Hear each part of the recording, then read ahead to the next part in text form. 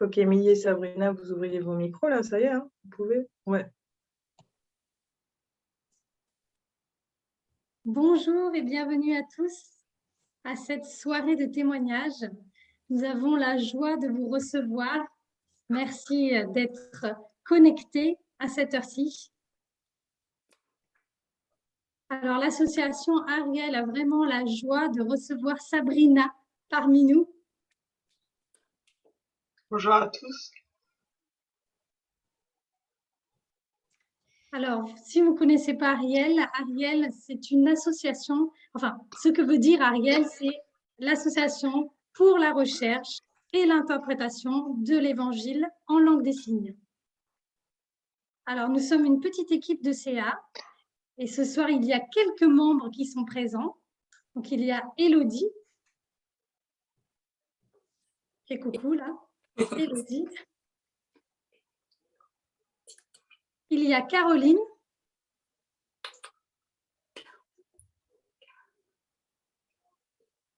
Il y a Kyria.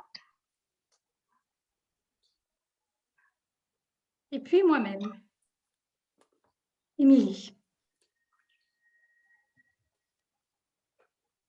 Alors, juste pour vous donner une idée du programme de ce soir, nous allons écouter l'histoire de Sabrina.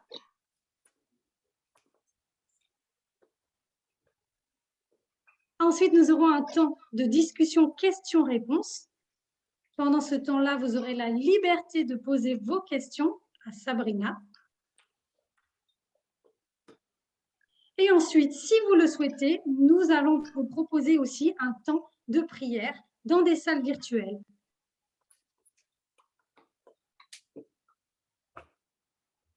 Alors, on va plus attendre. J'espère que vous êtes bien installés chez vous, confortablement. Sabrina, est-ce que tu es prête? Oui. Très bien. Alors, juste pour vous dire, juste une question pratique. Pendant le temps que Sabrina nous partage son histoire, s'il vous plaît, personne n'interrompt. Juste, on écoute son histoire.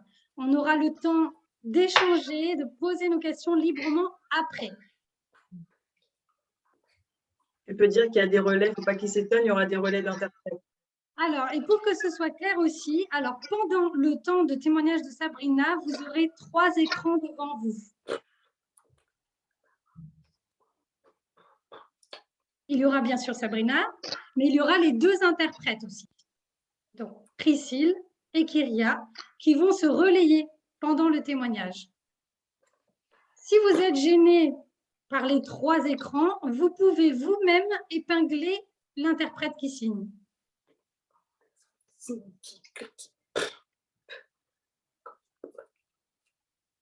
bon? C'est clair?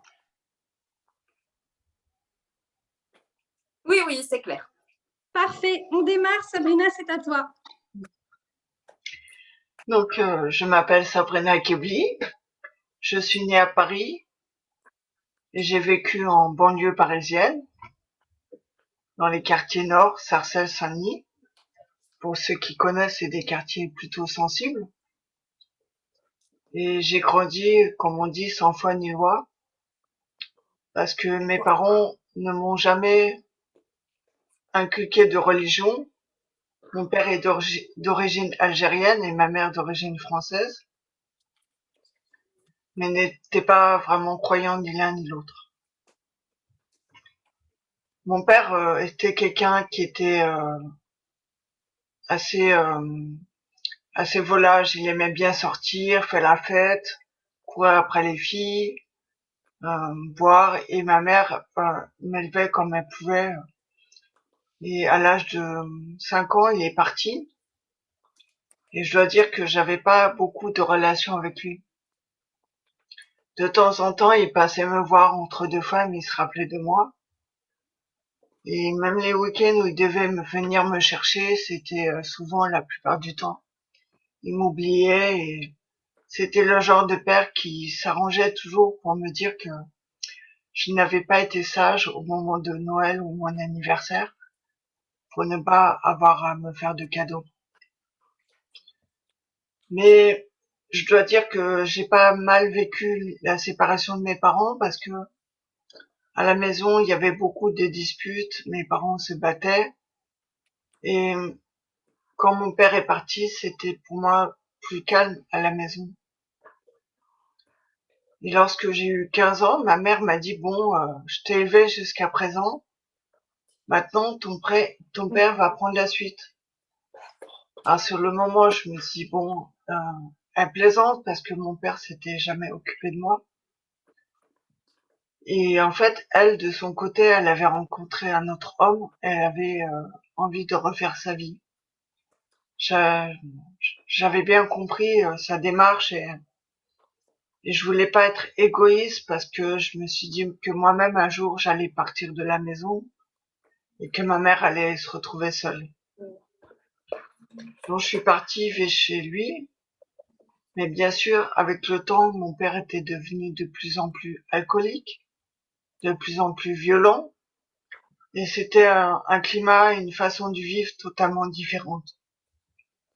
J'avais plus le droit de sortir,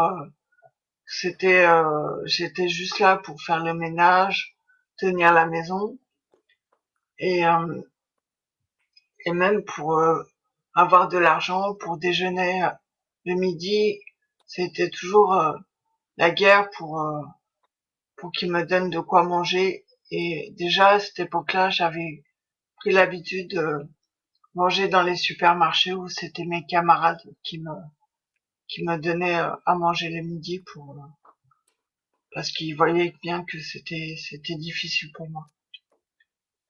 Et à la maison, quand je rentrais, quand j'ouvrais le frigo, il y avait toujours une bouteille, ça, puis en général un pot de cornichons.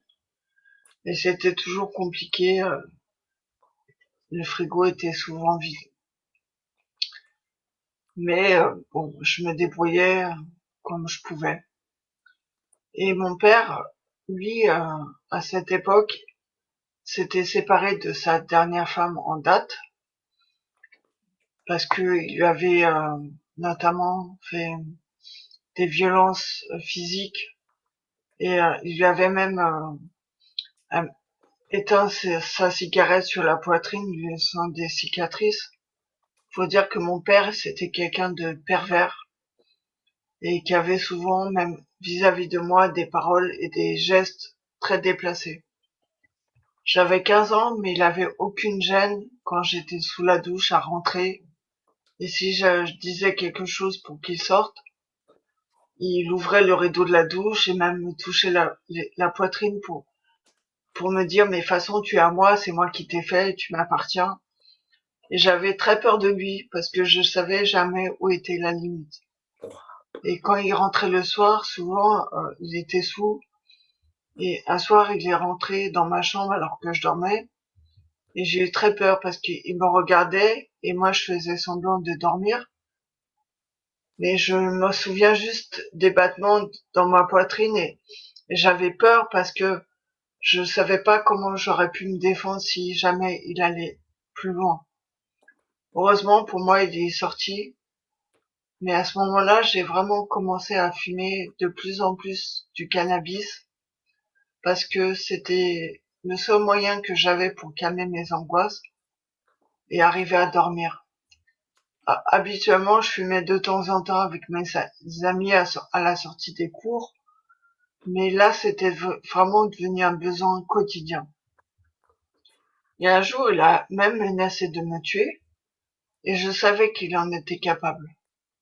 Bien sûr, je suis retournée chez ma mère et arrivée à la maison, elle m'a fait comprendre que de toute façon, c'était pas possible pour moi de rentrer parce que la maison était occupée, ma chambre était occupée, ma mère avait refait sa vie. Et c'est comme ça qu'à l'âge de 16 ans, je me suis retrouvée à la rue. Alors, à la rue, j'avais 16 ans, j'habitais à Saint-Denis, dans des banlieues difficiles, et pour moi, j'avais deux solutions pour avoir un peu d'argent pour me payer une chambre d'hôtel pour éviter de dormir dehors. C'était soit me prostituer, soit dealer, donc vendre de la drogue pour me faire un peu d'argent. J'ai choisi de vendre de la drogue parce que moi-même je consommais déjà. Et à cette époque-là, j'ai aussi rencontré un garçon qui lui aussi vendait des ecstasy, toutes sortes de drogues en boîte de nuit et à nous deux, on arrivait à se débrouiller, à survivre comme on pouvait. Lui, le problème, c'est qu'il passait son temps à aller en prison, sortir, rentrer, sortir, et je pouvais pas trop compter sur lui. Et à 17 ans, j'ai fêté mon anniversaire en boîte de nuit, et j'ai rencontré un autre garçon qui, lui, était bon, c'était quelqu'un aussi qui aimait faire la fête, qui fumait de la drogue, mais qui buvait aussi pas mal et qui vendait aussi, mais son truc, c'était plus les braquages. Et en attendant que quand il fasse la banque qui allait nous rendre riche, je suis partie m'installer chez lui et j'ai continué à vendre de la drogue. J'ai aussi repris sa clientèle. Et pour moi, tout allait bien. Je pensais que le pire était passé. J'avais quitté la rue. J'avais un toit sur ma tête et quelqu'un qui m'aimait. Et j'avais beaucoup d'argent à cette époque-là et je pensais que voilà, c'était ça la vraie vie. En plus, j'ai fait d'autres choses, d'autres recels de bijoux, cambriolage, trafic de faux billets. Et à cette époque-là, je roulais en BM cabriolet. Bon, j'avais pas le permis, mais c'était pas grave. Et j'avais toujours mon flingue à la ceinture pour me défendre au cas où. Et je croyais que voilà, que rien ne pouvait m'arriver. Mais à cette époque-là, j'ai rencontré le frère de mon copain qui, lui, sortait de cure de désintoxication. Lui, il touchait à l'héroïne. Moi, j'avais pris toutes sortes de drogues, mais j'avais jamais encore goûté à cela. Bien sûr, j'ai grandi en cité, je savais, j'ai vu comment étaient les toxicomanes et surtout comment ils mouraient d'une overdose. Mais je me dis bon, ça, moi, je vais jamais tomber dépendante. Parce que j'avais déjà traversé plein d'épreuves où tout s'était bien passé. Et en discutant avec mon beau-frère, je lui ai dit, mais j'aimerais bien juste goûter une fois pour voir ce que ça fait. Et ça n'a pas traîné très longtemps. Il m'a amené de la drogue que j'ai sniffé. Et pour moi, dès la première fois où j'ai goûté à l'héroïne, je suis devenue dépendante parce que, au fond de moi, j'ai aimé ça. Même si je savais qu'il y avait des risques de dépendance très fortes, j'ai espacé les doses et je pensais vraiment que moi, j'allais pas tomber accro. Mais vous savez, ça va très vite. Un matin, on se réveille, on est en sueur, on n'est pas bien et la seule idée qu'on a, c'est d'aller chercher sa dose auprès du dealer du quartier. Et à ce moment-là, j'ai compris que c'était déjà trop tard, que j'étais déjà dépendante. Et 2 mois après, j'étais plus en train de sniffer, j'étais déjà passée à la seringue, à l'injection à l'héroïne. Et ça, et au début, je pensais que j'allais pouvoir gérer sans que personne se rende compte. Et je voulais surtout pas que mon copain le découvre, parce que autant tout le reste, ça lui posait pas de problème, mais l'héroïne, ça avait déjà détruit sa famille avec son frère et je savais qu'il accepterait pas. Mais au bout d'un moment, je me suis fait démasquer, je ne pouvais plus cacher cette dépendance qui était devenue trop forte. Mais quand il a appris, il m'a dit, bon, écoute, je t'aime. Toi, ça fait pas longtemps, mon frère, lui, ça fait 10 ans qu'il est dedans. Essaie de t'en sortir. Ah, bien sûr, j'ai essayé de prendre divers traitements de substitution des médicaments. Mais à chaque fois, je replongeais. Et après, je suis même partie en cure.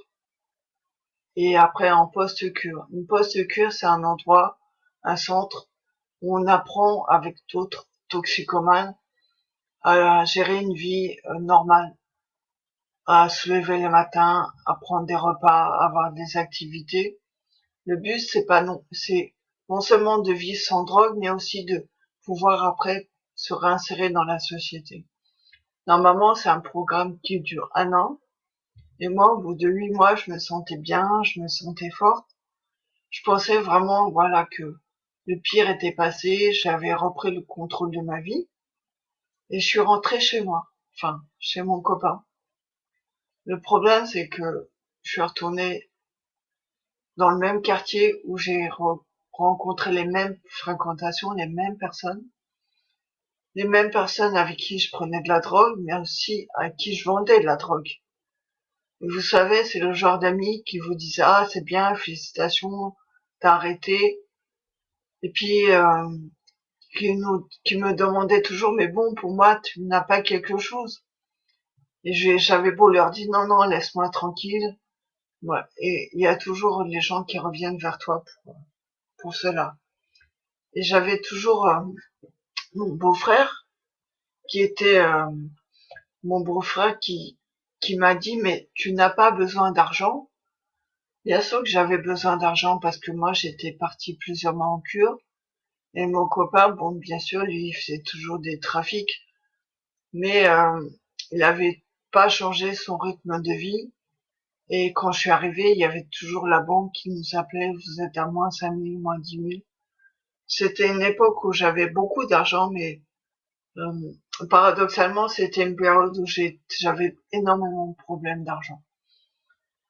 Et quand il m'a parlé de ça, ben, il m'a bien sûr proposé un plan pour acheter de l'héroïne. Et dans ma tête, j'étais juste en train de compter combien je pouvais me refaire d'argent en la recoupant et la revendant. Et je suis partie chez son dealer, mais sur place, j'ai goûté en fait ce que j'ai acheté, parce que sinon c'est suspect. Et une fois que j'ai remis le nez dedans, c'est comme si c'est reparti de plus belle en fait. J'ai repris encore des consommations encore plus importantes qu'avant. J'ai fait la fête et j'ai même plus consommé que je n'ai revendu. À cette époque-là, j'ai fêté mes 19 ans et je me souviens même plus de ce qui s'est passé. Ce sont mes amis qui m'ont raconté qu'on a fait la fête. Moi, j'ai juste retrouvé des déguisements, des perruques chez moi. Et j'étais choquée parce que j'étais pas du genre extraverti, j'étais pas du genre à sortir complètement défoncé à la drogue. Surtout que j'étais devenue très parano et à cette époque j'étais en plus sur écoute. Donc je faisais attention à la police, tout ça et je me suis pas reconnue. Et quand j'ai pris conscience que de tout ce que j'avais fait, que j'avais anéanti tous ces mois de cure pour rien, bah j'étais dégoûtée de moi. Je me suis dit, mais jamais je vais m'en sortir. Et pendant cette nuit, la nuit, je me suis réveillée pendant que mon copain dormait et je me suis dit, à quoi bon vivre? De toute façon, j'ai essayé de décrocher, j'ai essayé de les cures, j'ai tout essayé et j'ai pas réussi à arrêter la drogue. Et finalement, je pensais avoir le contrôle, mais je me suis dit, mais c'est elle qui me contrôle. Donc, je suis partie dans la salle de bain avec l'intention de mourir d'une overdose. J'ai pris une grosse quantité d'héroïne que je me suis injectée dans les veines. Et normalement, avec une quantité pareille, j'aurais dû vraiment mourir. Mais j'ai repris conscience. Mais comme je croyais pas en Dieu, à aucun moment, je me suis dit, bon, peut-être que c'était pas mon heure, ou peut-être qu'il y a quelqu'un qui veille sur moi. Moi, tout ce que je voulais, c'était en finir avant que mon copain se réveille. Et là, j'aperçois, dans le coin de la salle de bain, une bouteille d'eau de Javel, et je prends la seringue et je la remplis à nouveau, et je me l'injecte, pensant que ça allait me tuer. Donc ça m'a bien brûlé le bras et les veines, mais ça m'a pas tué, j'étais toujours là. Du coup, j'ai ouvert la pharmacie, j'ai pris tout ce qui avait une étiquette rouge, j'ai avalé je sais pas combien de cachets, et j'attendais la mort. Et là, en fait, le temps passait, je me dis, mais c'est pas possible. C'est comme si même la mort ne voulait pas de moi, comme si elle me narguait. Et finalement, je suis partie dans la cuisine, j'ai pris un couteau et j'ai commencé à m'entailler les veines. J'ai coupé les veines et Là, j'ai pas trop compris, mais c'est comme si mon sang il coagulait. En fait, il coulait tellement doucement que je me dis, c'est pas possible, là, j'en ai pour des heures. Du coup, je me suis mise dans la baignoire pour pas mettre du sang partout. Et j'ai pris le couteau et je me suis poignardé le cœur. À ce moment-là, moi, je me souviens plus de grand-chose. Je sais que mon copain m'a trouvé, il a appelé les pompiers. Et moi, je me suis réveillée 15 semaines plus tard en réanimation à l'hôpital. À mon réveil, j'ai vu les médecins urgentistes défiler dans ma chambre. Bien sûr, moi, j'étais avec une machine à respirateur. J'ai vu que j'étais attachée à mon lit d'hôpital et je comprenais pas trop ce qui s'était passé. Il y en a un qui m'a dit, vous savez, hein, j'étais là quand vous êtes arrivé en urgence et tout le monde à l'hôpital vient voir la miraculée. Et après, on m'a expliqué ce que j'avais fait, en fait, que l'opération, c'était une opération très grave. J'ai été opérée à cœur ouvert, où les médecins, en fait, les pompiers avaient dit que j'avais fait déjà 2 gros arrêts cardiaques pour rien me transporter à l'hôpital, dont des arrêts, dont un de plus de 20 minutes. Et quand ils marquent plus de 20 minutes, ça veut dire qu'ils arrêtent de compter, que pour eux, c'était déjà mort. Et après, ils ont dit que même si je reprenais conscience, ben, dans le meilleur des cas, si je sortais du coma, je ne reconnaîtrais plus personne parce que l'encéphalogramme était plat. Pour eux, mon cerveau était mort. Je ne serais qu'un légume. Et comme vous voyez, hein, ça va, j'ai toute ma tête. Parce que dans tout ça, en fait, j'ai une cousine qui est devenue chrétienne du côté de mon père, qui est venue prier pour moi quand j'étais sous mon lit d'hôpital. Et elle est venue me voir à mon réveil, elle m'a dit, mais vraiment, hein, toi, c'est Dieu qui t'a gardé, hein, c'est Jésus, hein, parce que vraiment, il t'aime, hein. Moi, j'ai vu la main de Dieu sur toi, parce que j'ai prié quand tu étais dans le coma, et t'as commencé à respirer en même temps que la machine à devenir calme. J'ai vu vraiment la main de Dieu sur ta vie. Mais moi, je rigolais avec ces histoires Jésus, et puis même les médecins qui me parlaient de miracles. Pour moi, c'était des mots qui ne voulaient rien dire. Et je dois dire que dès que j'ai pu me mettre debout, la première chose que j'ai fait, c'est que j'ai recommencé à fumer la cigarette, à fumer la drogue, et j'ai même trouvé le moyen de reprendre de l'héroïne, parce qu'à l'hôpital, on trouve toujours des gens comme nous, et parce que dans ma tête, il n'y avait rien qui avait changé, j'étais toujours droguée. Ce qui fait que pendant ces 2 mois d'hospitalisation, j'ai essayé de prendre le soin, le temps de reprendre du poids, de reprendre une vie à peu près normale, parce que j'avais fait 2 gros arrêts cardiaques, j'avais fait une hémiplégie côté droit, et surtout, ils voulaient pas me laisser sortir tant que je pesais pas au moins 40 kilos. Parce que déjà à l'époque, j'étais maigre avec la drogue, mais avec les temps de coma, j'avais plus que la peau sur les os. Et ce qui était compliqué, c'est que personne ne voulait de moi. Les centres médicalisés, parce que j'avais une grosse opération du cœur, ne voulaient pas prendre la responsabilité de me prendre en charge parce que j'étais toxicomane.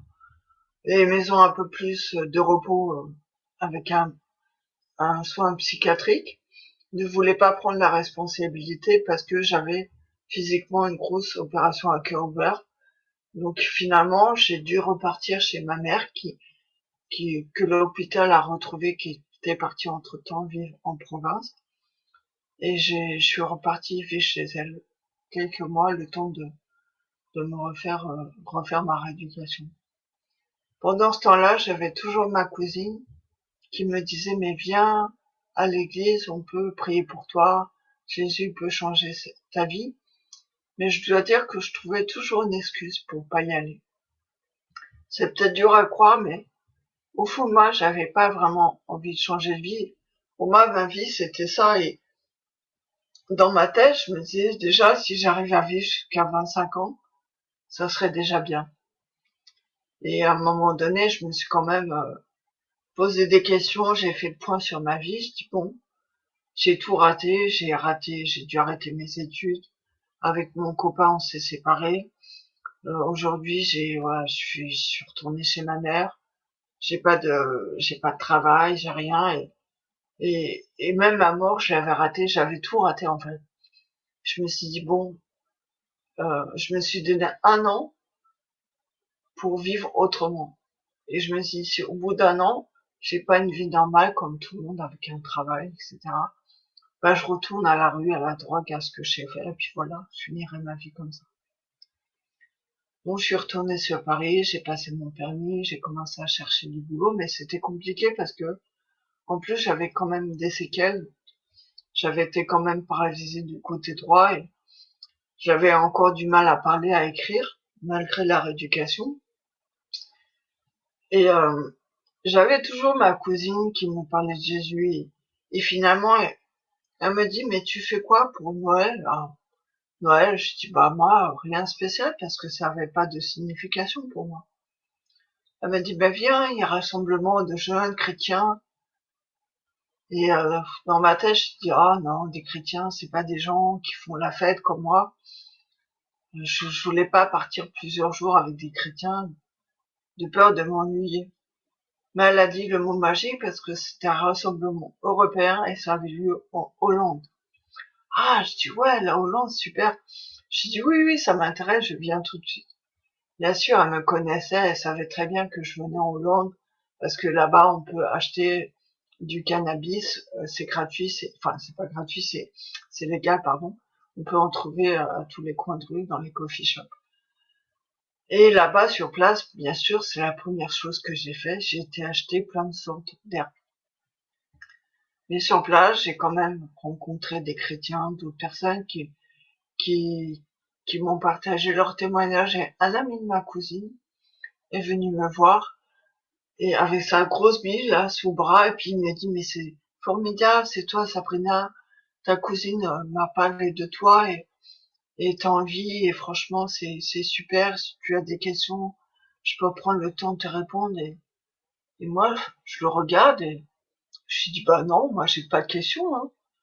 Et il était un peu surpris parce que pour lui forcément dans sa tête si je venais à un rassemblement de jeunes chrétiens après tout ce qui m'était arrivé, c'est que je me posais des questions sur Dieu et j'avais forcément une recherche.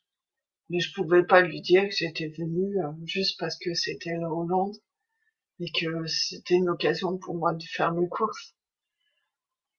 Et en fait, je dois dire que ce garçon, c'est comme s'il m'a fait un peu pitié. Parce que pour moi, un croyant, quelle que soit la religion, c'était quelqu'un de faible d'esprit. Quelqu'un qui voulait échapper à la réalité du monde. Et je me dis, mais pauvre garçon, quoi, il faut que je l'aide. C'était moi la droguée, mais dans ma tête, pour moi, c'était lui le drogué. Et j'ai commencé à lui poser des questions juste pour lui prouver que il perdait son temps avec son vieux livre écrit par les hommes. J'avais jamais lu la Bible, mais c'est un peu ce que j'avais entendu autour de moi. Et c'est ce que je pensais, en fait. Et il avait toujours quand même plus ou moins des réponses à mes questions. Puis après, il a vu que j'étais quand même assez cartésien. Donc on a parlé un peu plus scientifiquement. Et on a commencé à parler un peu archéologie. Il m'a parlé de l'Arche de Noé, enfin, des passages qui sont pas forcément très spirituels dans la Bible. Mais j'ai ressenti quelque chose d'étrange au niveau de mon cœur. Et c'était très bizarre parce que euh, ça faisait comme un point, comme une gêne. C'était pas vraiment une douleur, mais sur le moment, j'ai eu peur parce que j'avais été opérée du cœur 1 an et demi avant. Et je me suis dit, oh là là, j'ai un fil qui doit craquer, il y a un problème. Et du coup, je suis partie me coucher sans rien dire à personne. Et dans la chambre, j'ai commencé à me calmer, à respirer doucement, et j'ai vu que c'était pas vraiment une douleur, c'était bizarre, et c'est parti comme c'est venu, donc je me suis dit, bon, ouf, tant mieux, et je suis sortie dehors, fumer un gros joint, comme ça, bon, des fois que ça soit le dernier, bah, il fallait pas gâcher tout ce que je venais d'acheter. Et le lendemain, je reparle avec lui, puis là, il me parle de Dieu, d'un père qui a envoyé son fils, qui s'appelle Jésus, mourir pour moi. Mais je dis, attends, moi, je connais pas ce gars-là. Moi, Jésus, je connaissais rien parce que j'avais même jamais été à l'église catholique, l'histoire de la crèche. Moi, je m'étais jamais intéressée du tout à qui c'était. Pour moi, Jésus, c'était juste une date sur un calendrier, avant et après Jésus-Christ. Et puis, il me dit que ce Jésus peut effacer tous mes péchés. Et je comprenais pas vraiment de ce qu'il voulait me dire. Mais j'étais trop fière pour lui poser la question. Discrètement, j'ai voir ma cousine et j'ai dit, oui, ton ami, il me dit que Jésus, il peut effacer tous mes péchés, mais de quoi il me parle? Qu'est-ce qu'il me raconte? Parce que pour moi, en fait, péché, ça voulait dire péché des poissons, quoi. Ce mot péché, c'était pas dans mon vocabulaire. Mais elle rigole et puis elle m'explique simplement que le péché, ce sont des choses qu'on fait et qui ne plaisent pas à Dieu. Et là, je commence à réfléchir, à comprendre. Mais ça m'a un peu vexée parce que je dis, en fait, ton ami là, en fait, il est en train de me juger, quoi. Il est en train de dire que moi, je suis pas quelqu'un bien. Mais je dis, attends, moi, je suis quelqu'un bien, hein. Ok, je vends de la drogue, mais je vendais pas aux gamins à la sortie des écoles. Je vendais pas aux femmes enceintes. J'avais aussi mes propres valeurs. Pour moi, j'étais quelqu'un bien. Ok, je sortais toujours armée, mais c'était pour me défendre au cas où j'avais jamais tué personne, hein. Et le gars, bon, j'ai dû quand même un peu finir par l'énerver. À la fin, il m'a dit, écoute, tu veux savoir si ce Jésus-là, ce Dieu dont je te parle, il est vivant, il est vrai? Eh ben, tu n'as qu'à faire ta propre expérience et tu verras. Et j'ai dit, ok, pas de problème. Et je suis rentrée comme ça chez moi à Paris. À Paris, bon, bah, je suis rentrée bien sûr dans ma chambre et bien sûr j'ai fumé, j'ai un peu tout ce que j'ai acheté, mais quand même j'ai quand même pris le temps de repenser à tout ce que j'ai entendu. Et même si j'avais pas tout compris, j'avais quand même compris l'histoire du paradis et de l'enfer. J'avais compris qu'il y avait un côté qui avait l'air mieux que l'autre. Et moi, j'avais été dans le coma pendant plus de 4 semaines et j'avais pas fait une expérience formidable. Il y en a qui disent qu'ils voient une lumière blanche, qui font des espérances qui sont formidables, où ils sont bien, ils se sentent auprès de Dieu, qui veulent même pas revenir dans leur corps. Moi, je sais pas où j'étais, mais bon, c'était plus un cauchemar. Je sais pas si j'ai entrevu l'enfer, mais je me suis dit, dans tous les cas, là, je suis en vie, mais un jour, de toute façon, comme tout le monde, je vais forcément mourir. Moi, je croyais en rien après la mort. Je me dis, si Dieu n'existe pas, c'est pas grave. Il y a rien. Mais si ces chrétiens-là, ils ont raison que Dieu existe. Si l'enfer et le paradis existent, il faut que je sois quand même sûr de moi. Donc, dans ma tête, en fait, je me suis dit, il faut que je prouve que j'ai raison, et je voulais prouver que Dieu n'existait pas.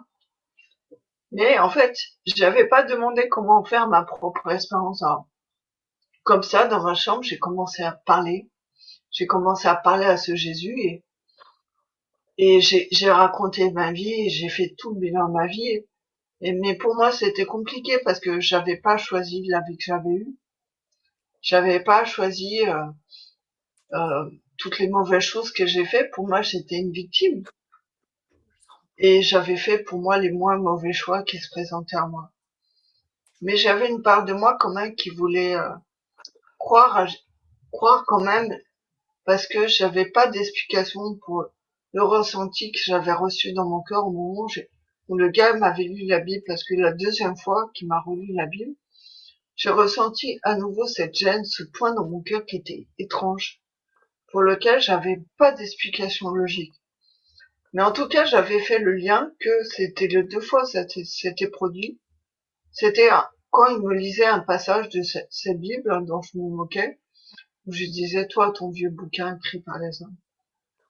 Et dans cette frustration, je parlais à ce Jésus et j'ai dit, bon, alors, on est d'accord, on t'existe pas, hein, parce que moi, je peux reconnaître que peut-être à tes yeux, je suis pas assez bien que ça, et j'avais été sincère, et rien ne se passait. Je vais pas vous dire que je m'attendais à ce que des gens apparaissent, j'en sais rien. Mais je lui ai dit, bon, on est d'accord, allez, une fois, allez, 2 fois, 1 fois et demi, allez, 3 fois, on est d'accord, c'est ton dernier mot, j'ai vendu, bon, t'existes pas. Et là, j'étais soulagée. Oui, parce que même quand on croit en rien, on n'aime pas avoir tort. Et là, je me dis, c'est bon, j'ai testé, j'ai fait mon expérience. Dieu n'existe pas. Et à ce moment-là, j'attrape mon sachet d'air, parce que ça faisait au moins 2 heures que je parlais, sans fumer, et je regarde mon sachet d'air, mais c'est à ce moment-là que j'ai fait le meilleur deal de toute ma vie. Je lui ai dit, tu vois, Dieu, moi, la drogue, c'est toute ma vie. J'ai commencé à fumer la cigarette à 12 ans, le cannabis à 13 ans. Après, j'ai pris des extasies, du LSD, toutes sortes d'acides, de drogues. Et jusqu'à aujourd'hui, je peux pas rester une journée sans prendre quelque chose. Mais j'ai dit, mais si vraiment tu existes, si tu me délivres de tout ça, là je crois en toi et je te suivrai. Et à ce moment-là, j'ai à peine fini ma phrase que j'ai vraiment ressenti dans mon corps, littéralement de la tête aux pieds, vraiment la présence de Dieu qui m'a rempli. Mais c'était tellement plus fort, puissant, c'était tellement plus fort que même n'importe quelle drogue, c'était incroyable. J'avais jamais ressenti une sensation de bien-être comme ça. Ce moment, je me dis, mais ma pauvre fille, tu deviens folle, et j'ai même regardé mes bras pensant que j'avais une aiguille plantée dans mes veines. Parce que c'était surréaliste, mais c'était vraiment concret. Et c'était quelque chose que je vivais moi. C'était vraiment une expérience personnelle. Et à ce moment-là, je pouvais pas dire que Jésus n'existait pas. C'était vraiment vrai ce que je vivais. Et j'ai compris finalement que j'ai recherché à travers la drogue un bien-être qui n'est qu'artificiel, parce que la drogue ne dure qu'un temps et après ça s'estompe. Que ce Jésus pouvait me donner encore mieux, encore plus fort et en plus gratuitement. Et ça a chamboulé toute ma pensée. Et du coup, c'était pour moi évident que ce que je lui avais dit, il avait fait, qu'il m'avait vraiment délivré de tout. Donc j'ai pris toute la drogue que j'avais dans ma chambre et j'ai tout jeté dans les toilettes. Et cette nuit-là, j'ai dormi comme un bébé. Je me souviens même pas m'être sentie aussi bien depuis que j'étais petite. Et ce qui est incroyable, c'est que le lendemain matin, je me lève, comme d'habitude, hein, je prends mon café, j'allume ma cigarette, et là, je commence à tirer sur ma cigarette, et c'est comme si j'aspirais de l'air, en fait.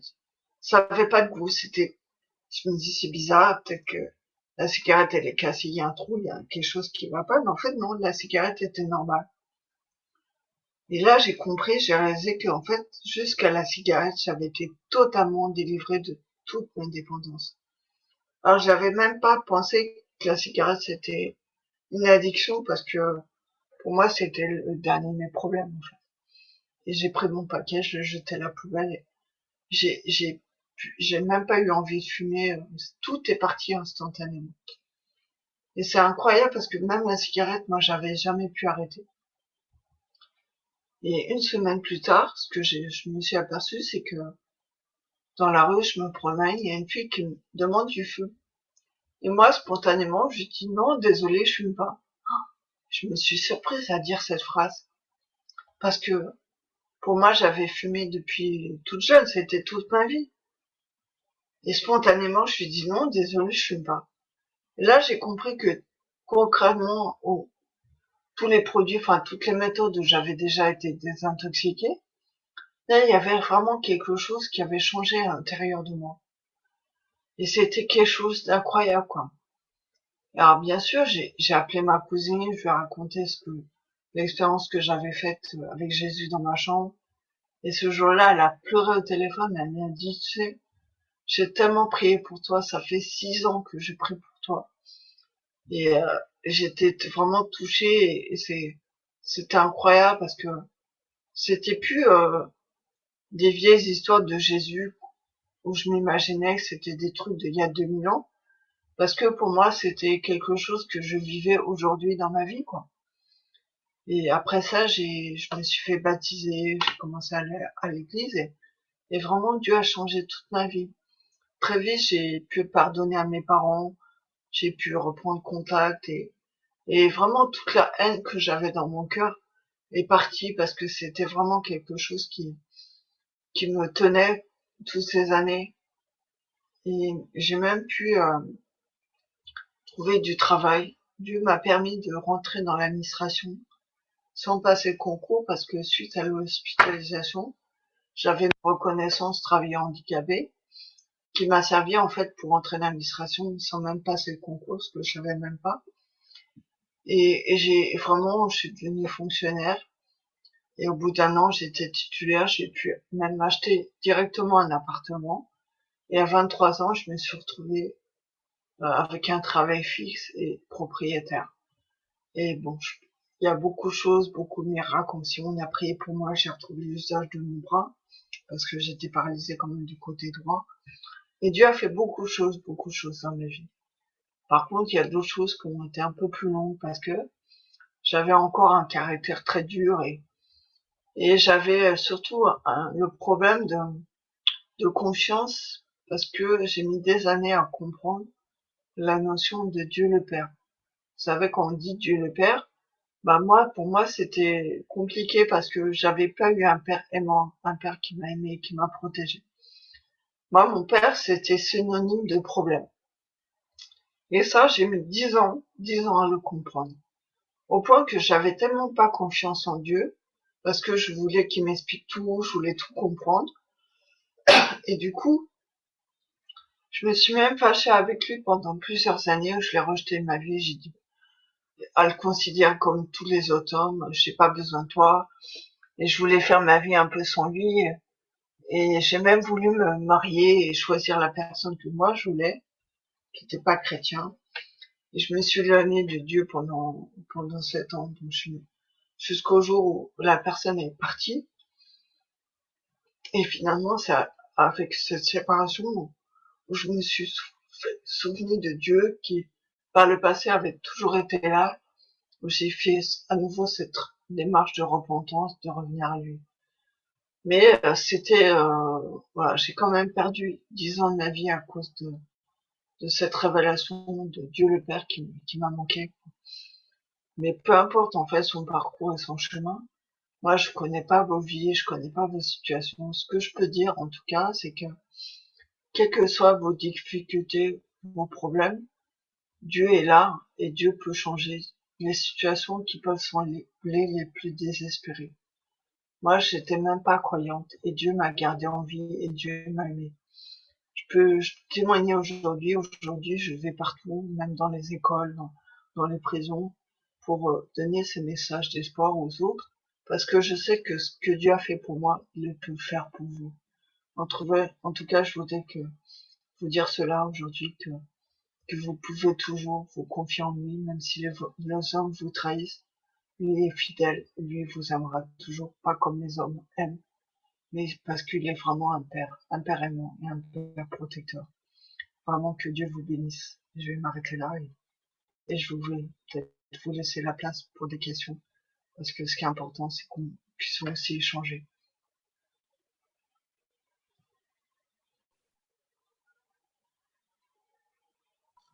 Merci beaucoup Sabrina pour ce témoignage bouleversant. Alors justement, nous allons passer à un temps de questions